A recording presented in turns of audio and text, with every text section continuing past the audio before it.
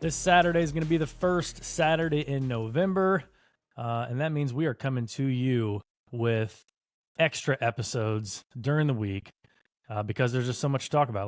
Like we said on the previous episode, we're going to come at you with 3 episodes a week here. So we thank you guys for joining us. This is Always Talking Ball. Tyler Noe, Lance Spartan. We don't have much of a script here. We don't have much of a rundown for the show. We're just going to kind of wing it. See where the conversation takes us, but we do have a little bit of path to start off with. Obviously, we're going to start off with college football playoff talk. And I believe we're a week out. Is that right? A week out of the first rankings? Yeah, they normally come out, like just me growing up an Alabama fan, they normally come out the week of the Alabama LSU game. So I would imagine that after this weekend, I believe they do come out. Do you think they're going to release them the same night as the election? I actually think they are. That would be a contentious evening for a lot of people. Yeah, it will. It will. I actually think they are. I think I heard Reese Davis making a joke about that like, hey, you don't need your election coverage. Just come on over, check out the college football playoff show, and lead you right into the election. So I think it might be. While we're talking here, I can just, just go ahead and look it up. It's what Google is our friend. I could go ahead and look it up and just see when the first election show is. Honestly, next Tuesday night, that'll probably be a great reprieve from all the election talk, just to kind of take an hour out and talk about some college football playoff rankings. We'll talk about them right now, right here. As always, our episodes are brought to you by Home Field Apparel. Go to homefieldapparel.com, promo code ATB15 for 15% off of your order. They got a lot of good stuff over there. So CFP talk. I think most brackets we've seen have a lot of the consensus same teams in there. You got Oregon, you got Georgia. Those are the big dogs from Big Ten and SEC. Currently leading the ACC is Miami. Currently leading the Big 12 is BYU, Iowa State, however you want to look at it. And then you get to the at-larges. That's where it gets interesting. It gets interesting to kind of see how the committee is going to rank these teams next week, what they're going to value first, because we know it's probably going to change in the process over the 4 weeks. But are they going to value big wins? Are they going to value, they're going to highlight some losses that some teams had? Obviously, the big one to note is where they place Notre Dame. If they place Notre Dame probably any higher, 8 or higher, because that's where the AP has them ranked now. If they place them 8 or higher, you're going to get a good look at, okay, they're just going to be looking at who have you beat this year? Did you have any big wins? And I don't think they're going to care too much about losses. If they're below that and they don't have a home game that first round, then okay, they're going to obviously, take into note that Northern Illinois loss really affected them. Yeah, I agree. I think that up to this point with 4 teams, it's just been, the teams with the least amount of losses in the top conferences. And then we've only had a couple of years, like last year, Florida State, Alabama, where, they had a contentious deal that they had to make a choice of. Ohio State, Alabama, 1 year was the same way. But now with this, it's what are they going to value? And we've talked about it. There are teams out there. For example, I'll just jump into it. Like I texted you the other day and just said, dude, you realize if Texas were to lose to A&M at the end of the year, and if A&M is sitting there with the exact same record or only 1 loss, that it's a very, it is a possibility that one of the most talented teams in the country on paper and one of the best teams on paper in Texas don't make the playoffs. Like if you've got 11-1 Indiana sitting there, their only loss is to Ohio State. Like I would imagine Indiana's going to be in the playoff at that point. But that's a team that Texas would be battling against in that situation. You've got 3 teams in the ACC right now that, if it plays out, I would imagine that 2 of those teams are going to get in. If Clemson were to continue to win out, if Miami were to continue to win out, I know SMU as well, you've got to imagine that 2 of those teams are going to get in. Texas A&M in that scenario that I just gave, Texas A&M would be in. Alabama or LSU, the winner of that game, 2-loss Alabama or LSU would be in. Georgia, 2-loss or 1-loss Georgia would be in that scenario. Tennessee, 1-loss or 2-loss Tennessee would 2-loss Tennessee would probably be sitting there battling Texas as well for that spot. So, I mean, and of course, then you've got the Big Ten teams, Oregon, Penn State, Ohio State, and then Indiana. So the scenario I gave you was that there are 11 teams that would be in that situation, and Texas would be battling a spot to like maybe not even be in. So it's, what do they value more?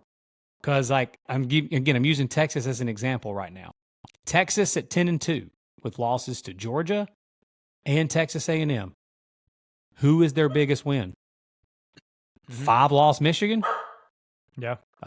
Is it, Vandy? Yeah. 4 or 5-loss Vandy? Florida, Arkansas, something like that. Yeah. Yeah, something like 4 or 5-loss Arkansas. So that's just, when you're comparing resumes like that, it's going to be interesting with this committee.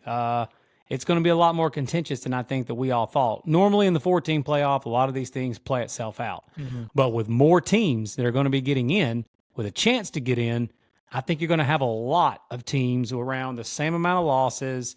Resumes are pretty similar. It's what's this committee going to value more?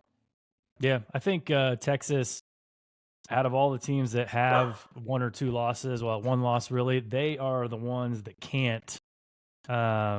I don't think they can afford another loss because, like, what reasons you just put out. I mean, you're talking about. I mean, if you look at Kelly Ford's most deserving rankings that came out on Tuesday, October 29th, Texas is 14th right now, and everybody wants to knock Indiana and Iowa State and Pitt and BYU, all these teams, and they're saying, well, what would their record be if they played Texas's schedule? That's not the team that you want from the SEC to be comparing to those teams because, as we noted in the preseason, one of the weakest schedules overall, and obviously Michigan, being what they are this year, has not helped them, but they're 14th in the most deserving rankings, basically strength of record.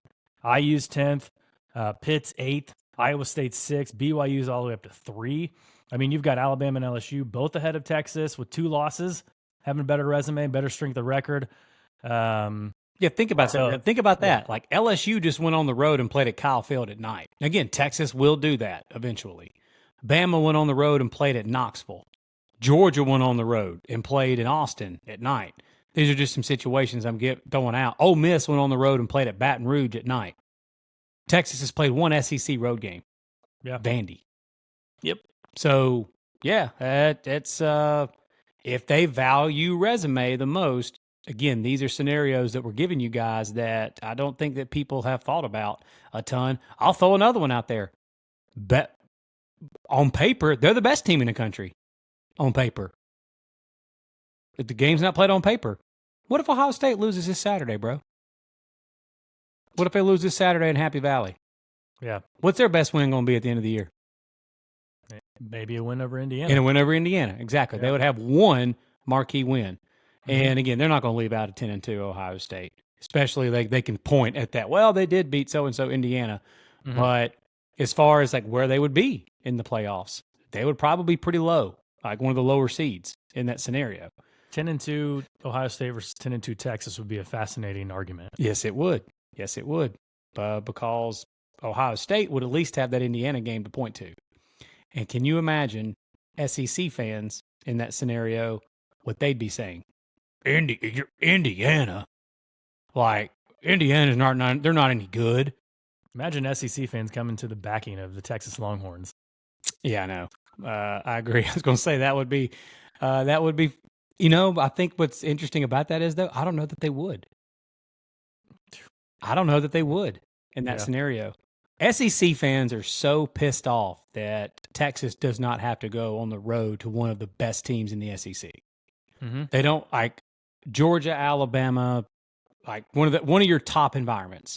Yeah. And no offense to Arkansas or anything like that, Fayetteville will be when they welcome. I mean, yes, they do have to go to Texas A&M.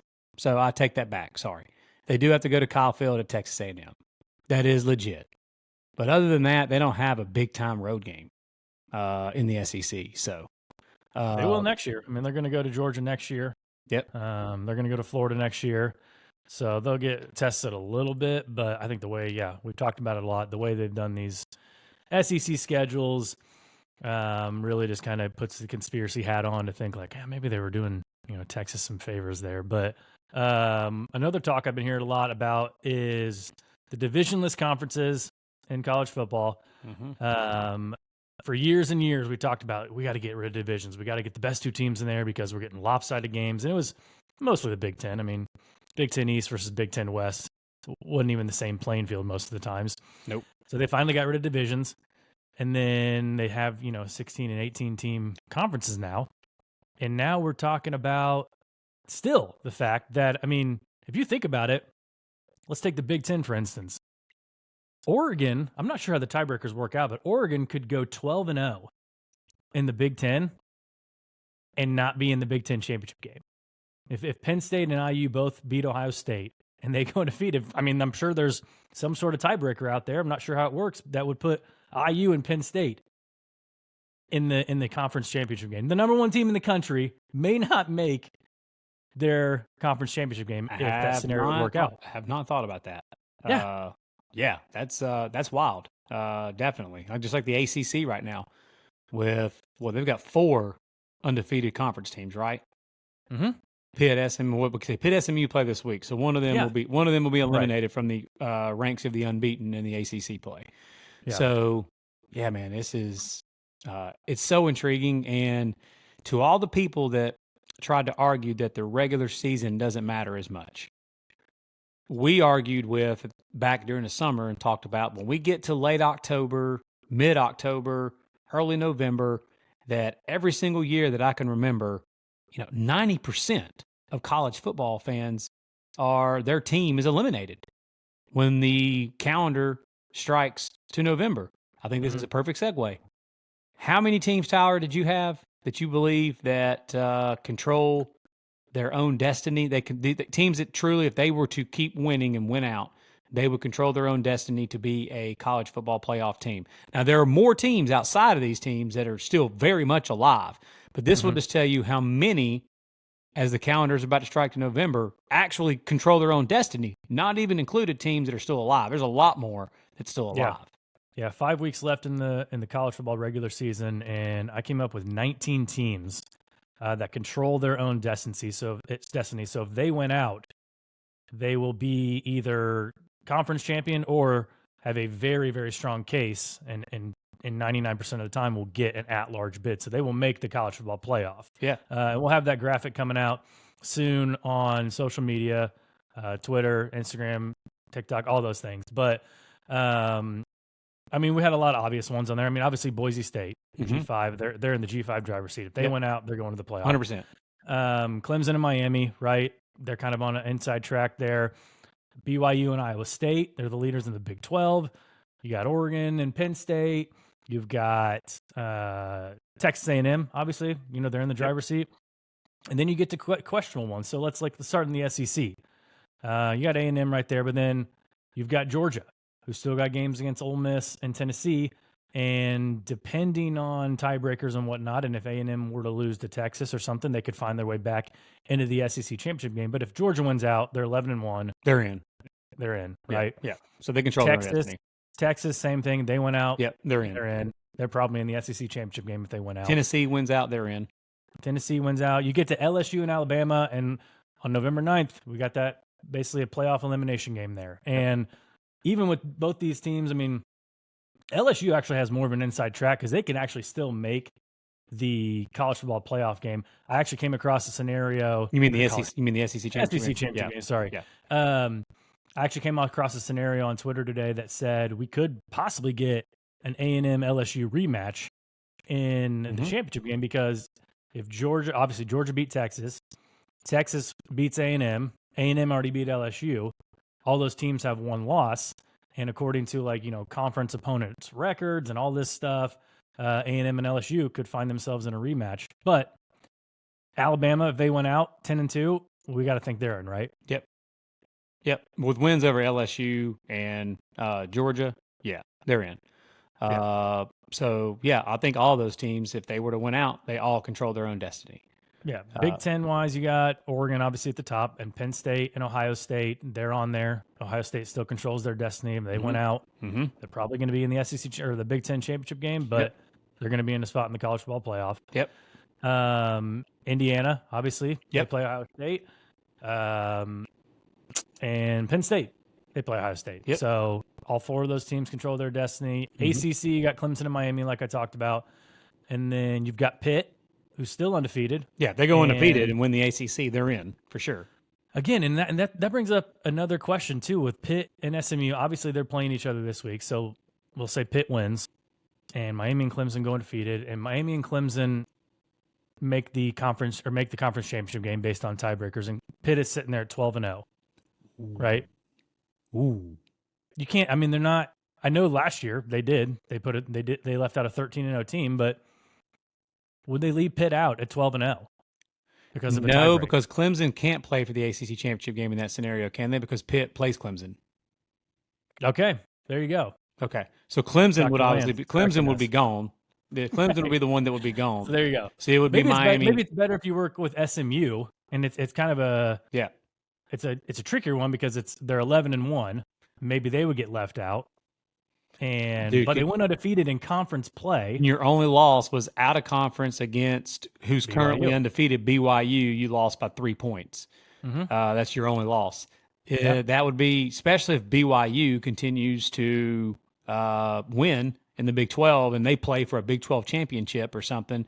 If BYU sitting there at the end of the year, a top 10 team, and your only loss in the season is to them by 3, and you went undefeated in conference play and you don't get in, yeah, that would be Yeah.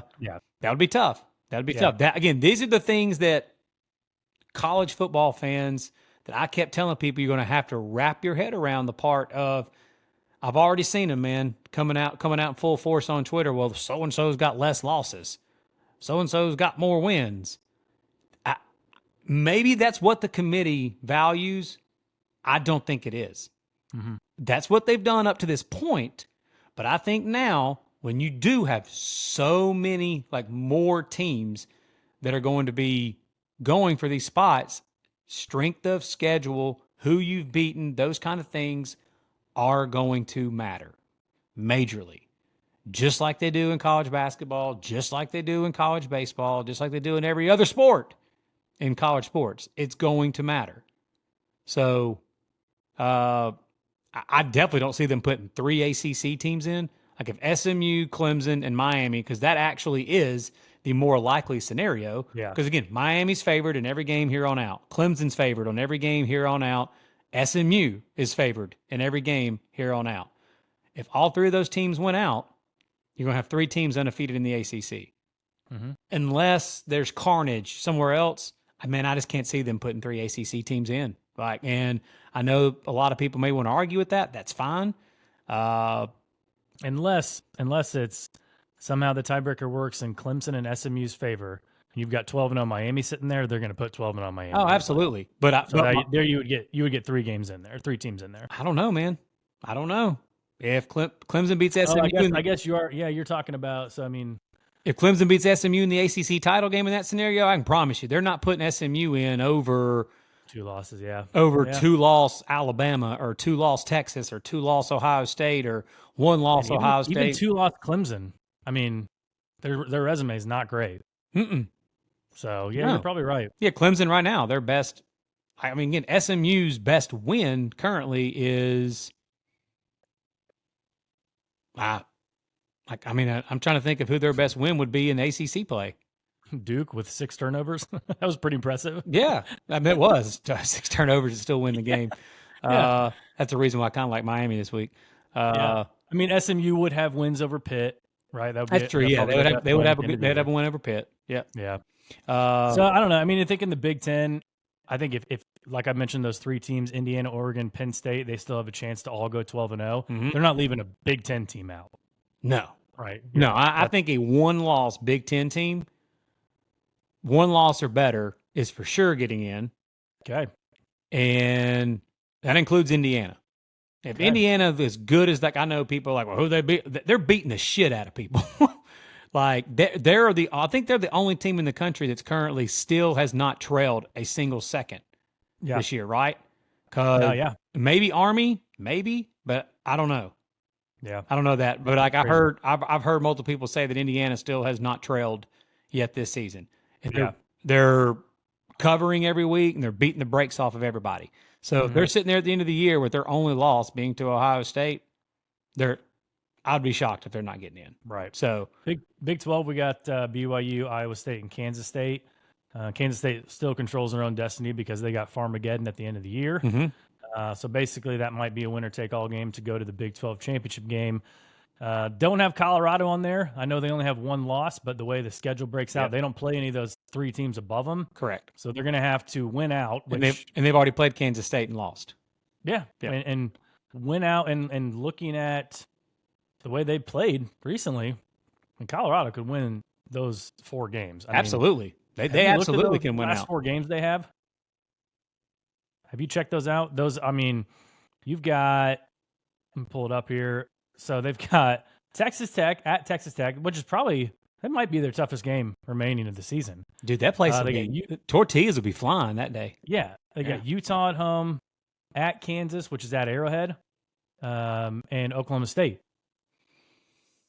Honestly, at Texas Tech and against Kansas playing good football right now. Quietly playing good football right now. Those would be, you're right. They can absolutely win every one of those games. And man, they are going to be kicking themselves with finding a way to lose that game late in the fourth quarter against Kansas State. Because the Nebraska deal at Nebraska, they never were in that game. Yeah. But Kansas State, they had them on the ropes there in the fourth quarter until that bomb by Avery Johnson down the sidelines. Yep. Could you imagine, bro? Like, what a job he's doing, though, man. I know you've given him his props and stuff. I know you have. Me personally, I cannot imagine it, obviously. But, yeah, I do have to give them credit. Yeah, they're playing good football. Prime's, they're coaching his butt off, that coaching staff, which I think that is, you know my affinity with coaches, bro. The staff that he's got there now, the new defensive coordinator that he brought in. Robert Livingston, Yeah, Sherman, an offensive coordinator overall. Like, he's done a great job overall, like making that offense even better. The portal players that they did bring in at receiver, I mean, they've got so many weapons at wide receiver to help out Shedeur. And the offensive line somehow is blocking better. Warren Sapp coaching the defensive line. I mean, man, it's obvious they're coaching those dudes up. And yeah, but, I mean, I still question whether or not it's sustainable long term. Yeah, I can see that. That's fine. We don't even know if Deion's going to. And this is not some breaking news thing. I think a lot of people will agree with this. After Shedeur and Travis Hunter and Shiloh are gone, like, is he going to just stay around and be the Colorado coach for the next decade? I personally don't think so. I don't believe he will. But maybe he will. Maybe he'll stick around and stay in Boulder. But out of all those teams you just talked about, the only team that I told you that I personally would question would be SMU.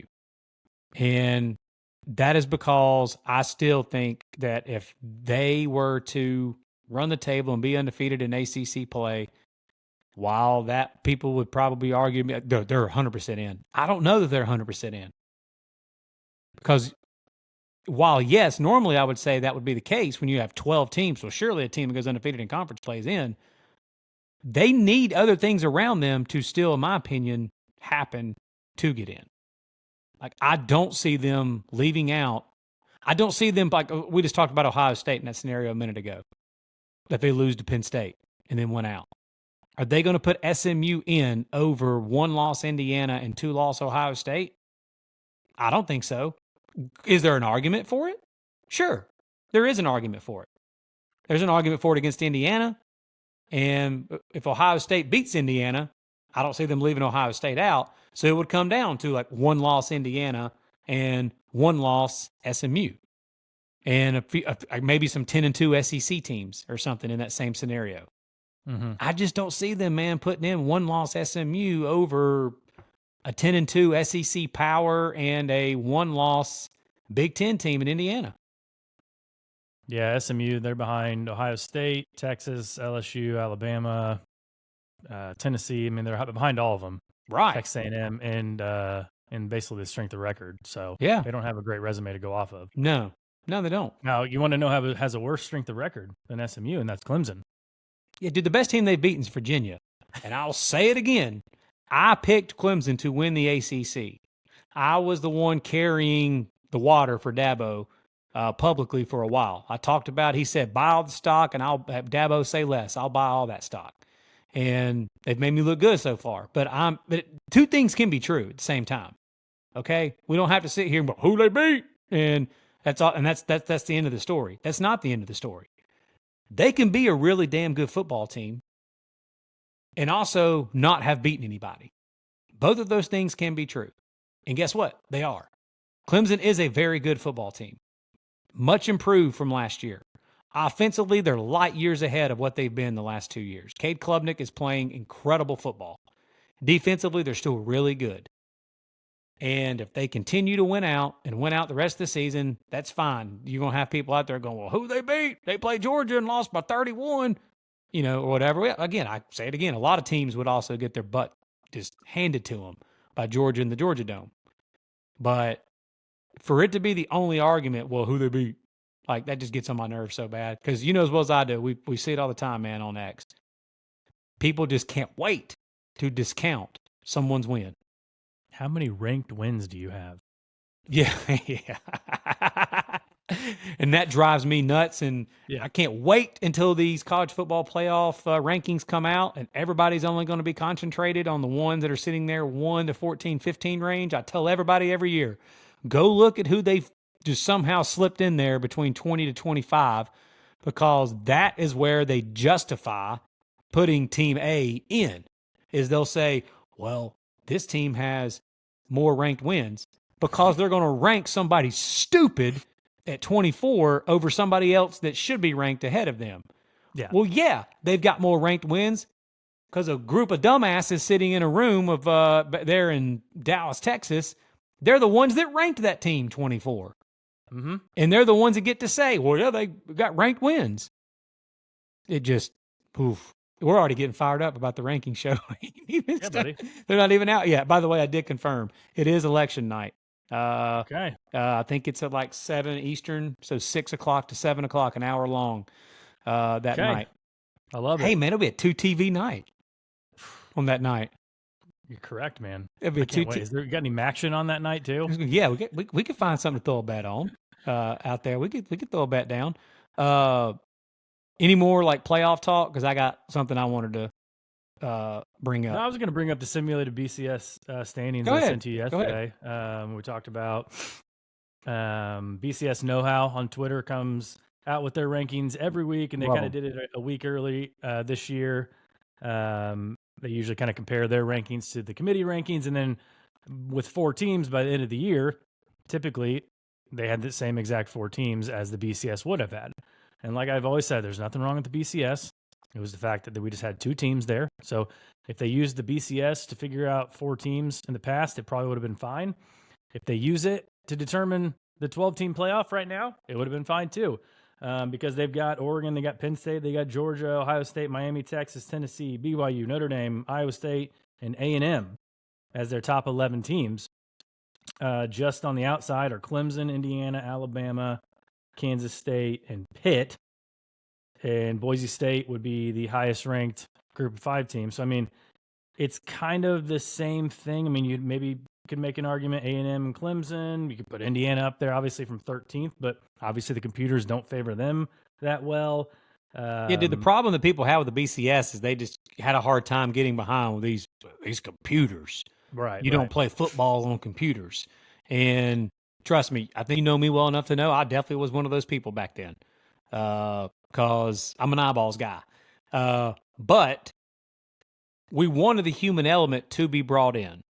Here's the problem. We wanted transparency.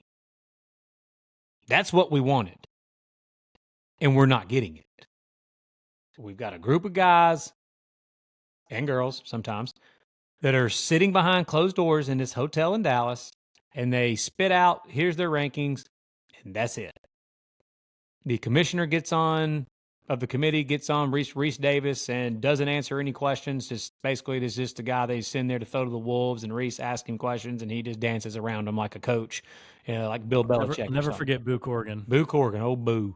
Yeah, and they don't give us any transparency at all. We don't know who voted for who. We don't know why they voted for what. They just don't tell us anything.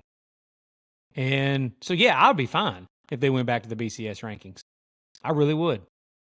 They won't, but I would be great with it.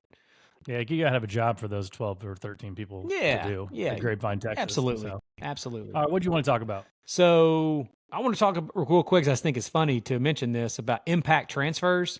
So far in college football, in regards, we're talking about the playoffs. I got a few quarterbacks here that I believe, like, we'll start on the offense. Offensive players that I think that have been the biggest impact so far in regards to college football playoffs and up to this point in the season. And obviously Dylan Gabriel at Oregon and Cam Ward at Miami. That's got to be 1 and 2. After that, did you ever think you'd be saying beginning of the year, Curtis Rourke, Indiana? No, I did not. Me either. Would be 3rd. Now, the 4th one I'm about to give you, you're going to laugh at, but it's so true. Diego Pavia, because he took down Alabama. Alabama's sitting in a spot right now where this is an elimination game for them against LSU. They're not an elimination game because they lost to Tennessee, at Tennessee. Before the season started, I think people would have told you that you could see Bama losing at Tennessee. They had a win total of, 9.5. You looked at their games, and their game against Georgia, their game at Tennessee, and their game at LSU. That was the 3 games you could look at their schedule and say, if they lose 3 games, that's the 3 they're going to lose. You definitely did not say Vandy. And Diego Pavia took it to Bama, took it to Alabama, and yeah, so like I think that he, quarterback-wise, transfer-wise, up to this point, because like some would say, okay, what about Will Howard at Ohio State? I mean, man, I think you could take a handful of quarterbacks, even though he's done a really good job. Like you've already said it too, Ohio State would have the same record or be undefeated if Kyle McCord was still their quarterback. Nothing really much so far to this point would have changed, really, with them. Notre Dame with a different quarterback, like I don't know that their record is. Again, he played really well, did his job at Texas A&M in the run game, made some plays when he needed to. But when you're a Notre Dame fan, I think you would agree that if Notre Dame had whoever else at quarterback, they probably have the same record at this point. I think if they have Cam Ward, they're undefeated. Okay, yeah. But again, Cam Ward's, it might be like, okay, back to the Cam Ward thing. Dude, it was like DJU and Cam Ward, whichever one picked Florida State or Miami at the time, and then the other one was going to the other place. What if Cam Ward chooses Florida State? Yeah. And DJU goes to Miami.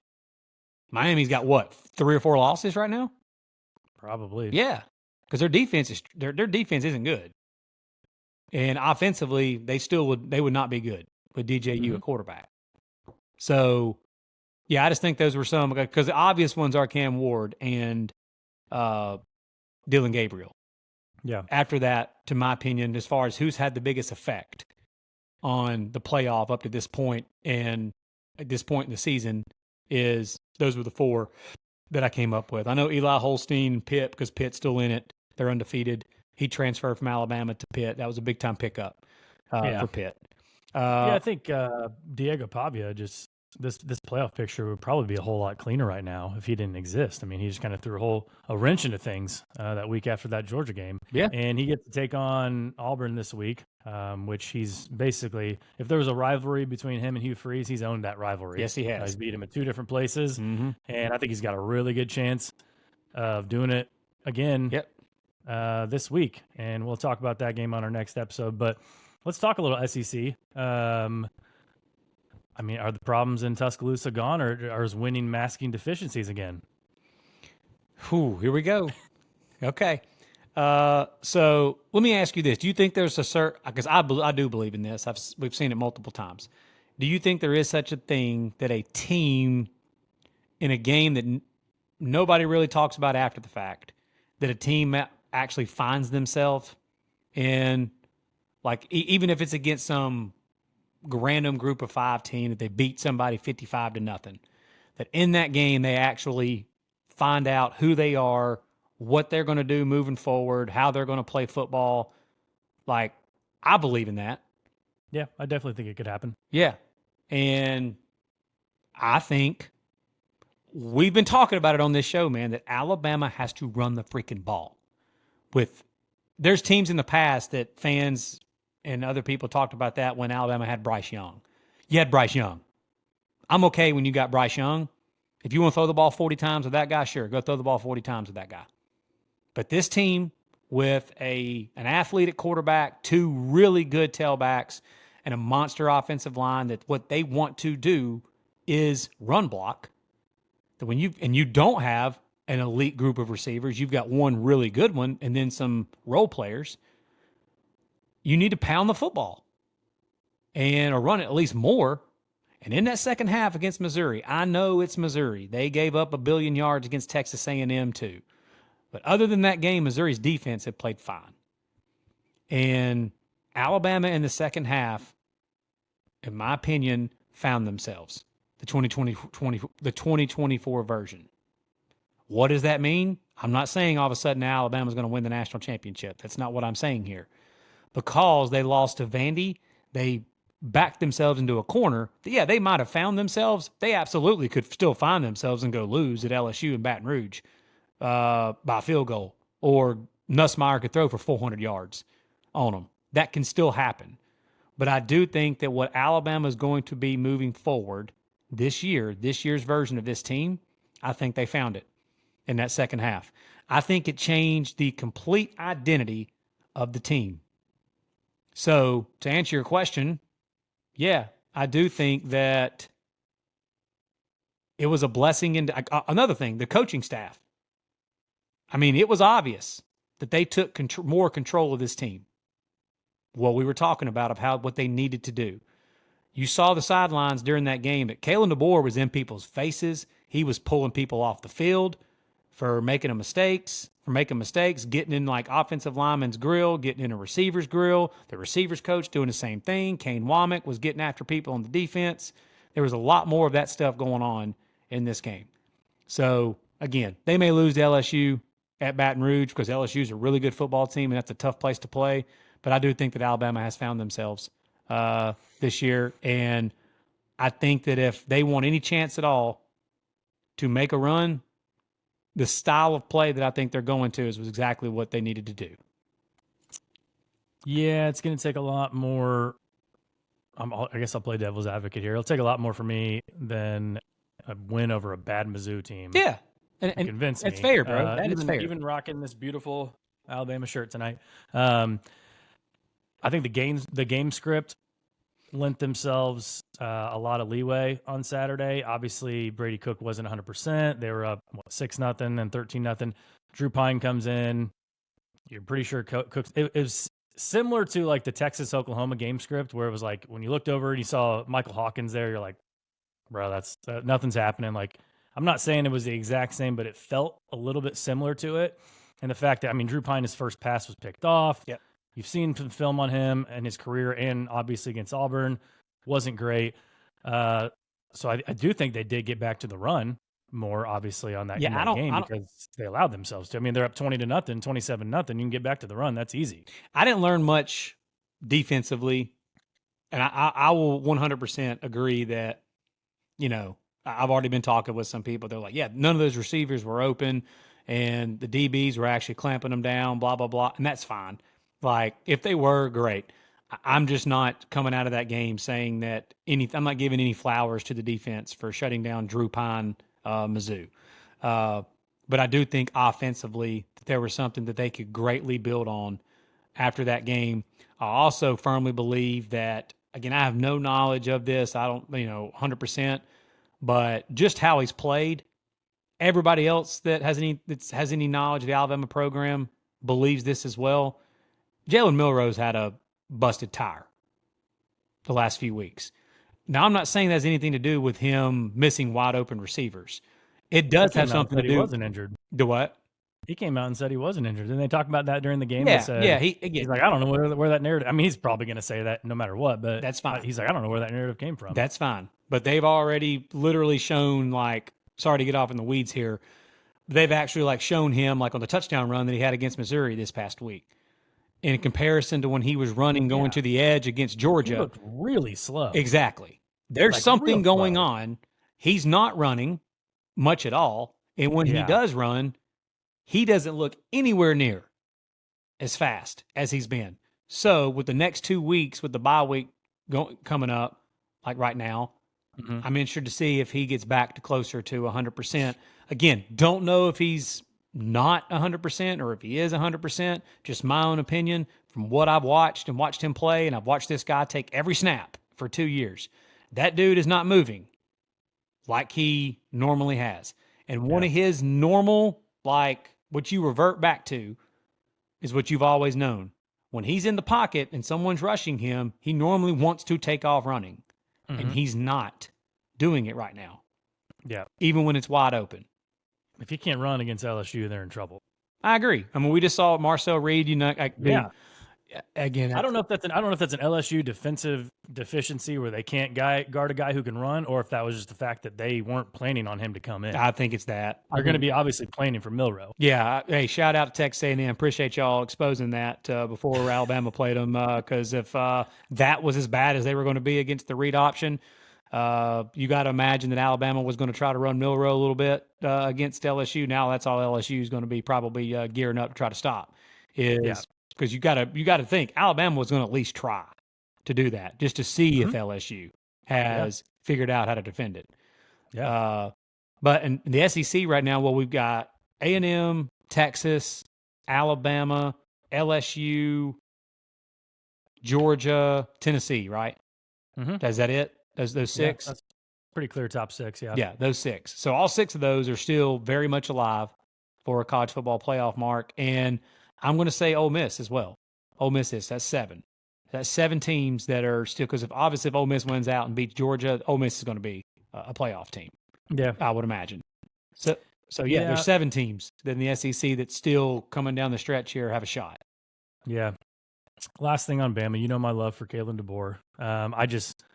I think he's a great coach. I just don't know if I have enough confidence in their offensive staff, again, like we've been talking about all season, to stick with the run. I mean, they even saw it work against Mizzou, and it's worked in other games, and they still haven't stuck with it mid-game. Maybe they see something on film, and they can, just go at it the next 2 weeks and say, we got to stick with this. But, what happens if they get down early again that game against LSU? They're going to stick with the run? Probably not. Yeah, I excuse the Tennessee one. I've told a lot of people this that have asked me about it. Like, why don't we run more against Tennessee? We should have ran it more than we did against Tennessee, but that defensive line, there's a reason why they're like number 2 in the country against the run. Yeah. There's a reason why that defensive line is one of the best in the country at tackles for a loss. And so lining up and trying to run through a brick wall is stupid. But they should have tried to run it a little bit more in that game. Vandy is the one I'm not excusing. They should have ran the football better against Vandy. So we'll see, man.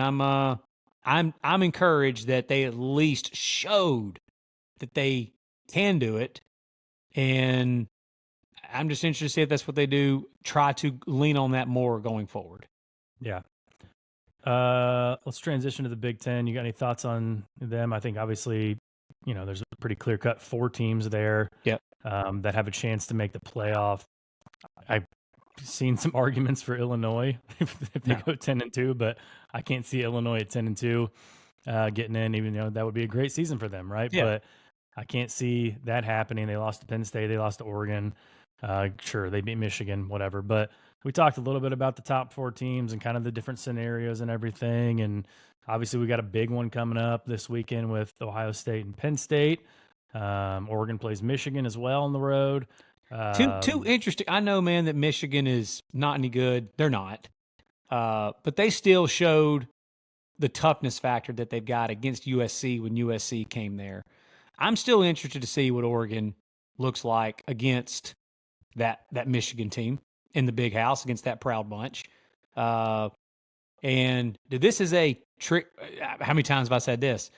This is a tricky spot for Indiana this week. I know I know your affinity for Jonathan Smith, and I agree. That dude is legit as a football coach. And at East Lansing on the road, They're playing a little better ball right now. That's a tricky spot for Indiana. And do they have Ohio State on deck, or is that a few weeks away? I'm not sure. No, they got a bye week before that. Okay. No, wait, they got Michigan on deck. Indiana Michigan does? on the 9th. Michigan on the 9th, then a bye week, and then in Ohio State. Ooh. Well, they're not overlooking anybody.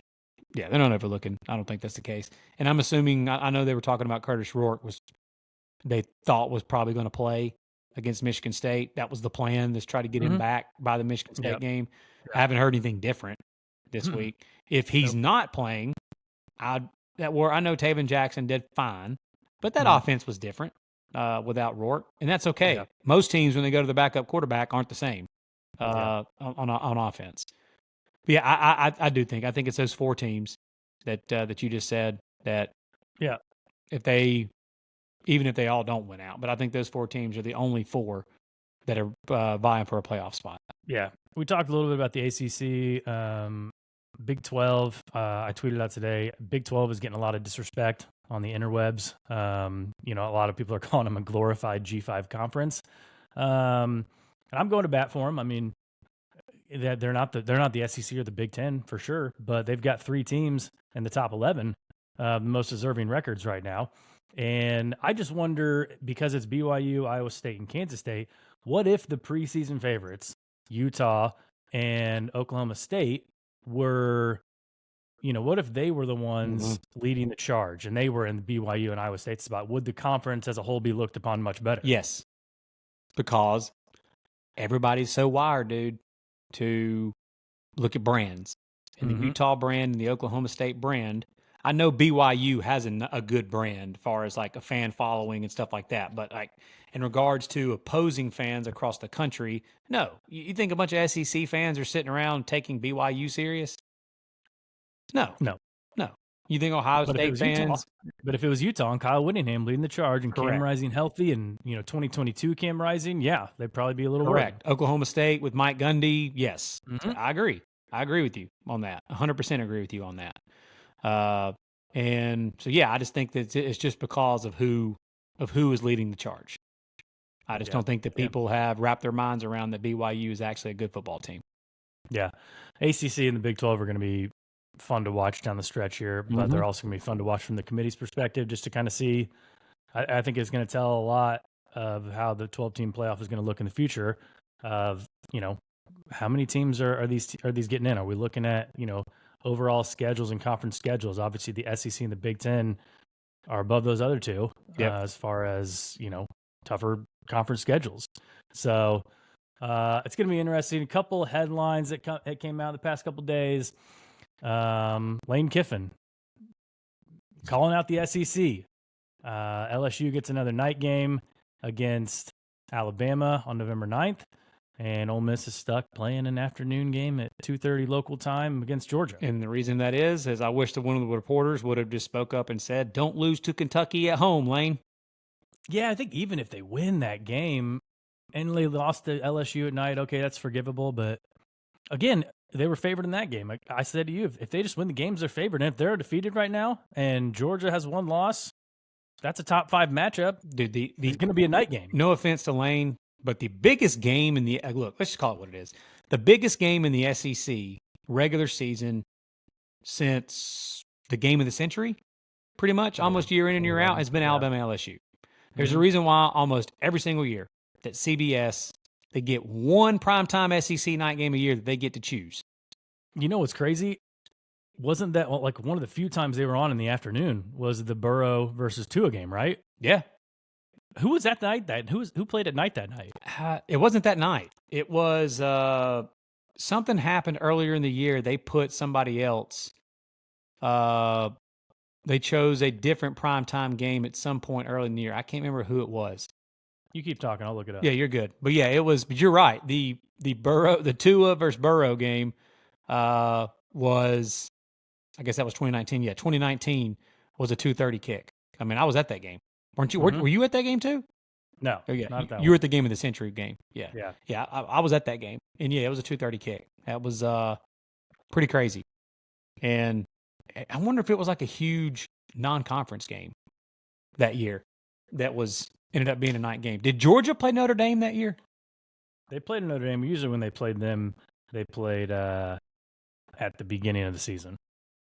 Right. But what I'm saying is I think that was if that was 2019, which I don't know if it was or not, that Georgia Notre Dame was the night game. Oh, on the CBS, CBS night game. Yeah, when it was in Athens. Yeah. I think now that I'm thinking back on it, I think it might have been. Yeah, I know when they played Georgia, it definitely was at night, and it probably you're probably right. It wasn't on ESPN. Yeah, I just can't remember if that was 2019 or not. But yeah, but either way. But the biggest game in the SEC regular season for a very long time, because Alabama and Georgia don't play in the regular season normally, has been Alabama LSU. And the ratings have always been off the charts for that game. And now the drama behind this game it's palpable, man. It's literally do or die for both teams. It's an elimination game for both teams.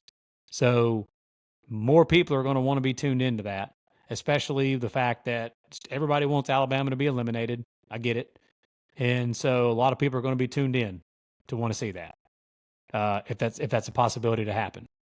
So, yeah, I mean, the drama behind Alabama LSU playing in Baton Rouge at night, and then, like you've said it, dude, the night setting for Baton Rouge is just, as a fan of college football, it doesn't get any better. It doesn't. Kyle Field was great the other night, but the night atmosphere of Baton Rouge is the most legit. So that's why that game's at night and not Ole Miss. No, Ole Miss fans suck. We'll say it. Not all of them suck, but your crowd is not. It's not Baton Rouge. I don't even know if it's top half of the SEC. No, it's a great tailgating scene.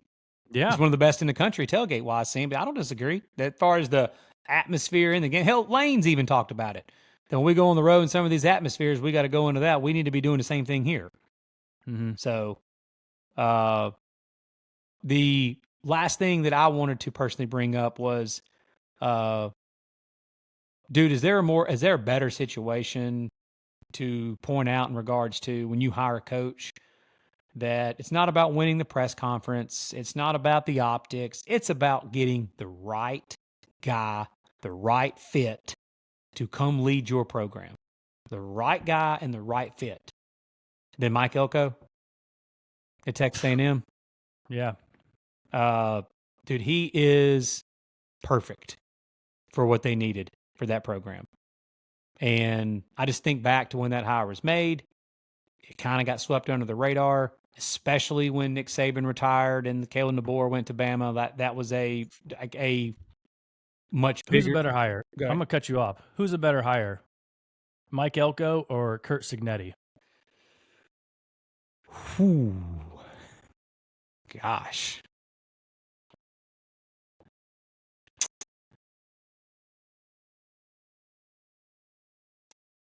I'm going to say Mike Elko. Okay.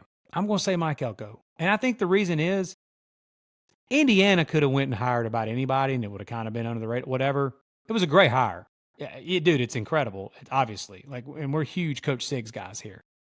But A&M to have the guts to go get the guy who's only been a head coach for 2 years from Duke to go to a huge program because I'll tell you right now, the majority of people that I talked with when they decided to hire Mike Elko at the time was like, so they derailed the hire of Mark Stoops because they went and hired Mike Elko.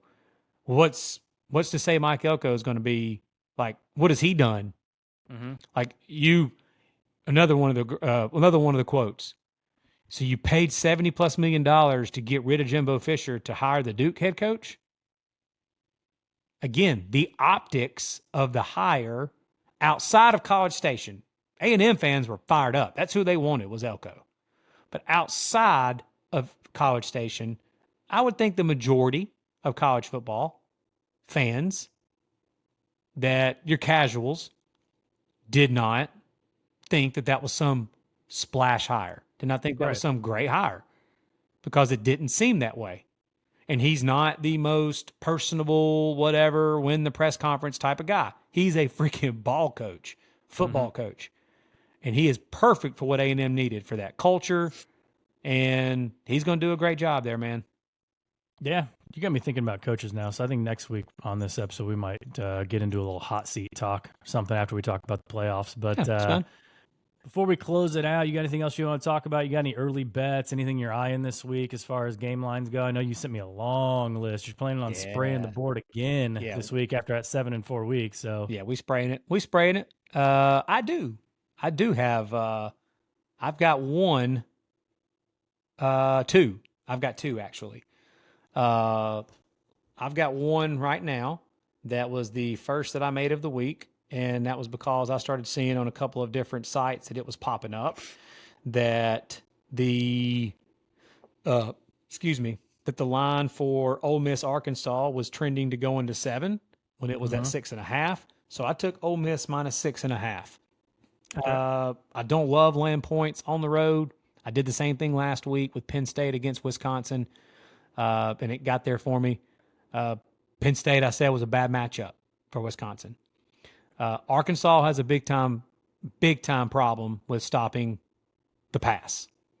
Ole Miss has had problems running the football now for about 4 or 5 straight games. I don't know why they can't run the ball really well. But there's nothing wrong with them throwing the football. I am banking on at this point that Trey Harris is going to play this week. There's a chance he might not play again. I'm banking that he's going to play. And I think Ole Miss takes care of business in Fayetteville this week. And I think they win somewhere between 10 to 14 points. I think Ole Miss throws the football on Arkansas and takes care of business and covers the 6.5. Man, I would love to agree with you. Ole Miss, it looks like the same exact matchup as the LSU Arkansas game, and LSU went in there and won 34-10. Mm-hmm. And LSU, Ole Miss has no issues passing the ball, but they do have issues with passing the ball down the field. And once they get to the 20, they run the ball 3 times, like we mentioned multiple times against Oklahoma. So I love the bet for you. I would love to jump on with you. I cannot trust Ole Miss and Lane Kiffin anymore this year. I just can't do it. No, I got you, man. And it makes sense. This is, we say this with Billy Napier all the time. This is my last stand with Kiffin. If he doesn't cover this week, I'm done for the rest of the year with them as well. And then I've had another one that I've been kind of flirting around with. And I believe I'm just going to go ahead and take it because it is at a key number that I want to get. And that is a total. Okay. I think the styles make fights, and I think the style of fight that's going to happen in Williams-Brice Stadium on Saturday night is you've got 2 of the best 5 defensive lines in the SEC going against each other, which if 2 of the best D lines in the SEC, that means they're 2 of probably the best 10 defensive lines in all of college football. I think that both of these teams want to try to control the game with their defense.